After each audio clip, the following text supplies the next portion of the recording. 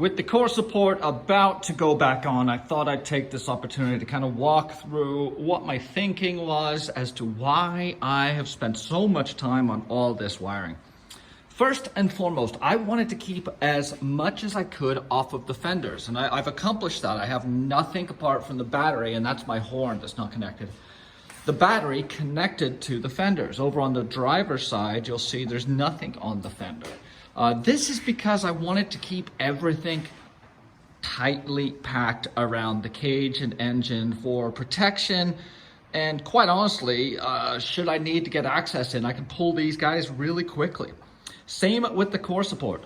There is nothing that's going to be mounted directly to the core support that doesn't come out with it. So the headlights, you can see all the wiring terminations there. The radiator is mounted.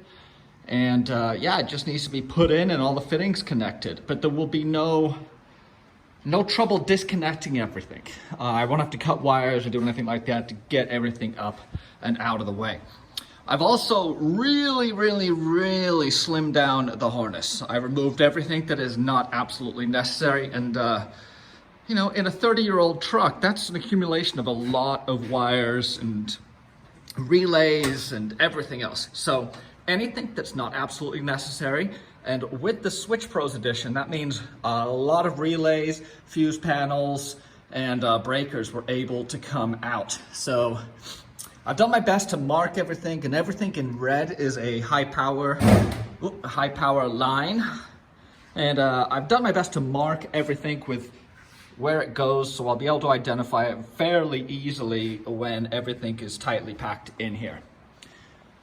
I got these cushion clamps from McMaster Carr. I'll put a link to McMaster Carr's website. It's awesome. If you guys have not been there, go check it out. It's a great place to just get any parts you want to help build. I mean, everything from wheels to actuators to electronics to small parts can be found there. It's fantastic. So that's the method behind my madness. You can see here's my grounds for my fans. Here's my power for my fans. I've already got the transmission fan is all wired up. The batteries are all wired up. The isolator is in and working.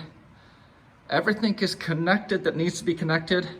This is my transmission cooler line, so that will need to be cut to length. And this one will need to be fixed into the radiator when they go in. So the radiator has a transmission cooler built in, so I will be taking fluid directly. This is my supply line right here that delivers to the top of the radiator over there, so it can go through the transmission fan there, and it's going to be flowing through here. The fans won't necessarily be on until I turn them on if I see temperatures creeping up. Yeah, that's about it. A lot of little details here, like protection for all the wiring around any chafe points. I've also used a ton of, let me see if I can find that.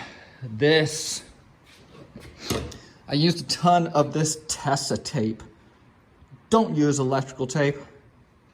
Electrical tape is a nasty, messy, sticky thing that once you take it off, you're never gonna get it back on properly. And it just leaves this residue everywhere, and it's not hydrophobic, it's hydrophilic, I believe.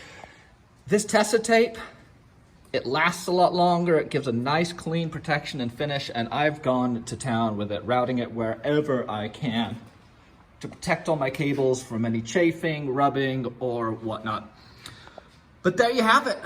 I'm really excited about how this has come out. It's been a lot of wiring work and a lot of planning and thinking and brainstorming to make sure that everything's routed clean, away from heat sources, away from chafe points, but also easily accessible and easily repairable and troubleshootable should I need to.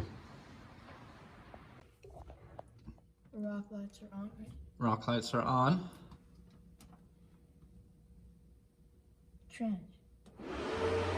Transmission fan. Turn signals.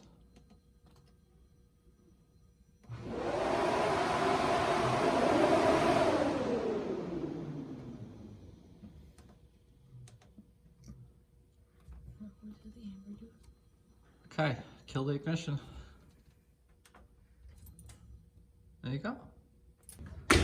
So what do you think about the new dash setup? I like it. It's Yeah. much better. Yeah, pretty clean, huh? It is clean.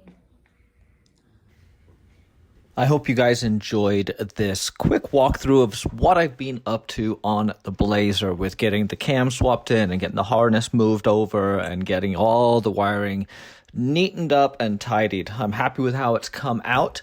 And if you enjoyed this video, I would very much appreciate a subscribe, a like, a comment. And if you're feeling especially generous, head over to my Patreon page and take a look around over there too. I'll have all the links down below. We'll check you soon. Merricks Garage.